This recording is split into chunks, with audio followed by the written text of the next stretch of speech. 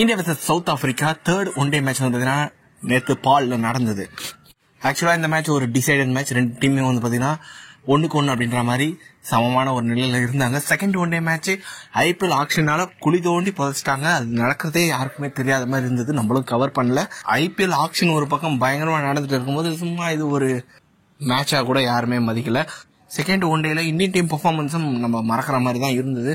அந்த அளவுக்கு ஒரு easy win for South Africa. Okay, second one day மேட்ச்லாம் தனியாக வச்சிடலாம். இப்போ தேர்ட் ஒன் டே மேட்சை பொறுத்த வரைக்கும் இந்தியன் டீம் ஜெயிச்சாகணும். ஜெயிச்சாதான் இந்த சீரீஸ் ஜெயிக்க முடியும் அப்படின்ற மாதிரி ஒரு கட்டாயத்தோட இந்த ஒரு மேட்ச் ஆட வந்தாங்க. டாஸை பொறுத்த வரைக்கும் சவுத் ஆப்பிரிக்கா தான் ஜெயிச்சாங்க. ஃபர்ஸ்ட் வந்து பார்த்தீங்கன்னா நாங்கள் போல் பண்றோம் அப்படின்ற மாதிரி சொல்லியிருந்தாங்க. இந்தியன் டீமை பொறுத்த வரைக்கும் ருத்ராஜ் கெய்க்வாட் ஏன்டா மேட்ச் விளையாடல அப்படின்ற மாதிரி ஒரு கேள்வி இருந்தது. ஆனால் வந்து பார்த்தீங்கன்னா அவருக்கு கையில இன்ஜுரி, அதனால வந்து பார்த்தீங்கன்னா ஒரு நேற்று மேட்ச் விளையாடல. அவருக்கு பதிலாக ரஜித் பட்டிட்டர் விளையாடினாரு. அது மட்டும் வந்து பார்த்தீங்கன்னா டெஸ்ட் சீரீஸும் அவர் வந்து அந்த இன்ஜுரினால மிஸ் பண்ண போறாரு ருத்ராஜ் கெய்க்வாட். அவருக்கு ரீப்ளேஸ்மெண்ட் இன்னும் அறிவிக்கல.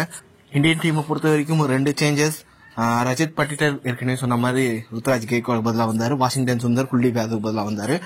ஓகே, இந்தியன் டீமை பொறுத்த வரைக்கும் ஸ்டார்டிங்ல ஓரளவுக்கு டீசென்ட் ஸ்டார்ட் கிடைச்சது. ரஜித் பட்டிட்டர் அதுக்கப்புறம் சாய் சுதர்சன் ஓரளவுக்கு டீசெண்டா விளையாண்டாங்க. முக்கியமா ரஜித் பட்டிட்டர் அவருக்கு வந்து பாத்தீங்கன்னா கிடைச்ச சான்ஸை ஓரளவுக்கு யூஸ் பண்ணிக்கிறான்னு சொல்லி ஆனால் நல்லா வந்து பாத்தீங்கன்னா விளையாடினாரு. 16 பாலுக்கு 22. கொஞ்சம் வந்து பாத்தீங்கன்னா பார்த்து விளையாடி இருக்கலாம். அந்த பாலை ஓவர் கான்பிடென்ட்ல விளையாடினாரா இல்ல வந்து பாத்தீங்கன்னா கொஞ்சம் வந்து பாத்தீங்கன்னா டைமிங் மிஸ் ஆயிடுச்சு. அதனால வந்து பாத்தீங்கன்னா போல்ட் ஆயிட்டாரு. சாய் சுதர்சனும் வந்து பாத்தீங்கன்னா LBW அவுட் ஆயிட்டாரு. அதுக்கப்புறம் கேப்டன் ராகுலுக்கும் சாம்சனுக்கு இடையே ஒரு குட்டி பார்ட்னர்ஷிப். அதுக்கப்புறம் ராகுலும் வந்து பாத்தீங்கன்னா அவுட் ஆயிட்டாரு 21 ரன்ல.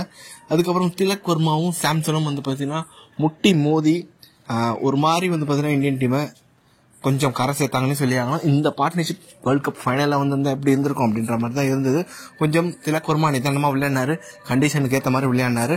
சாம்சனும் வந்து பாத்தீங்கன்னா ஸ்டார்டிங்ல கொஞ்சம் ஸ்ட்ரைக் ரேட் நல்லா தான் இருந்தது. போக போக கொஞ்சம் ஸ்லோ டவுன் ஆனாரு. அதுக்கப்புறம் மறுபடியும் வந்து பாத்தீங்கன்னா ஆக்சிலேட் பண்ணாரு. திலக் வர்மாவும் சரி சஞ்சு சாம்சனும் சரி 2 பேருமே வந்து பாத்தீங்கன்னா நல்லா பேட்டிங் ஆடி சஞ்சு சாம்சன் ஒரு 100 அடிச்சாரு, திலக் வர்மா ஒரு 50 அடிச்சாரு. திலக் வர்மா 52 ரன் அடிச்சிருந்தாரு. 77 பால்ல 5 பவுண்டரி ஒரு சிக்ஸர். சாம்சன் அவரோட ஃபர்ஸ்ட் ஒன் டே 100 108 ரன் அடிச்சிருந்தாரு. 114 பால்ல 6 பவுண்டரி 3 சிக்ஸர். அதுக்கப்புறம் ரிங்கு சிங் கடைசி ஓவர் வரையும் கொஞ்சம் வந்து பாத்தீங்கன்னா இந்தியன் டீமை ஒரு 198 வரத்துக்கு ஒரு முக்கியமான ரீசனா அவர் தான் இருந்தாரு. ரிங்கு சிங் 27 பால்ல 38 ரன் அடிச்சிருந்தாரு. 3 boundary 2 sixer. கடைசி ஓவர்ல அவுட் ஆனாரு. அவர் இருந்திருந்தா ஒரு 310 கூட நம்ம எதிர்பார்த்திருக்கலாம். அதுக்கப்புறம் வாஷிங்டன் சுந்தரோட ஒரு குட்டி கேமியும் 9 பால்ல 14 ரன் அடிச்சிருந்தாரு.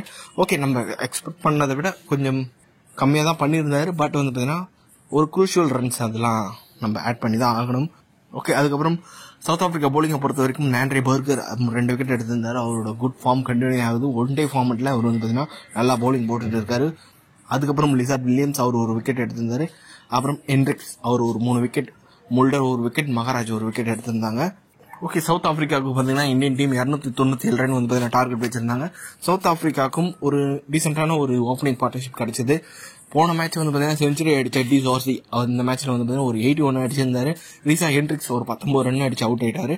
அதுக்கப்புறம் மேண்டா டூசன் அவரோட பேட் ஃபார்ம் கண்டினியூ ஆயிட்டு இருக்கு. 2 ரன்ல அவுட்.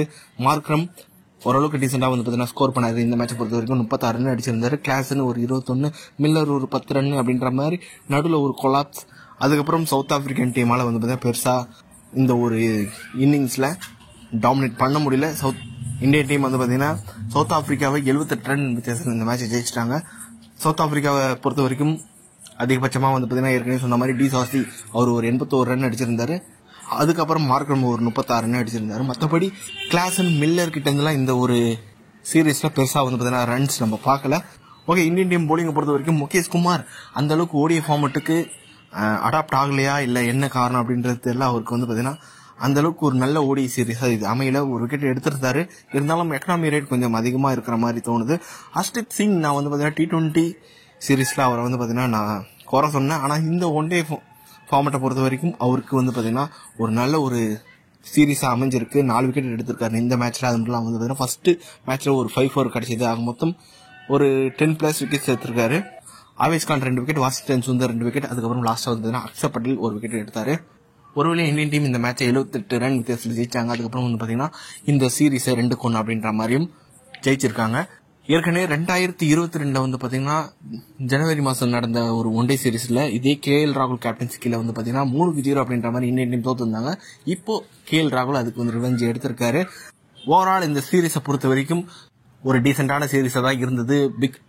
பிக் ஸ்டார்ஸ் யாருமே இல்லைனாலும் யங்ஸ்டர்ஸ் வந்து பாத்தீங்கன்னா அவங்க கிடைச்ச வாய்ப்பை நல்லாவே பயன்படுத்தினாங்க. சவுத் ஆப்பிரிக்காவும் சரி, இந்தியன் டீம் யங்ஸ்டர்ஸும் சரி நல்லா பயன்படுத்தினாங்கன்னே சொல்லியாங்க. முக்கியமா சாய் சுதர்சன், அதுக்கப்புறம் அஸ்டிப் சிங், அதுக்கப்புறம் சவுத் ஆப்பிரிக்கா பொறுத்த வரைக்கும் டிசாசி, இது மாதிரி பிளேயர்ஸ்க்குலாம் வந்து பாத்தீங்கன்னா ஒரு நல்ல ஒரு சீரீஸா அமைஞ்சது.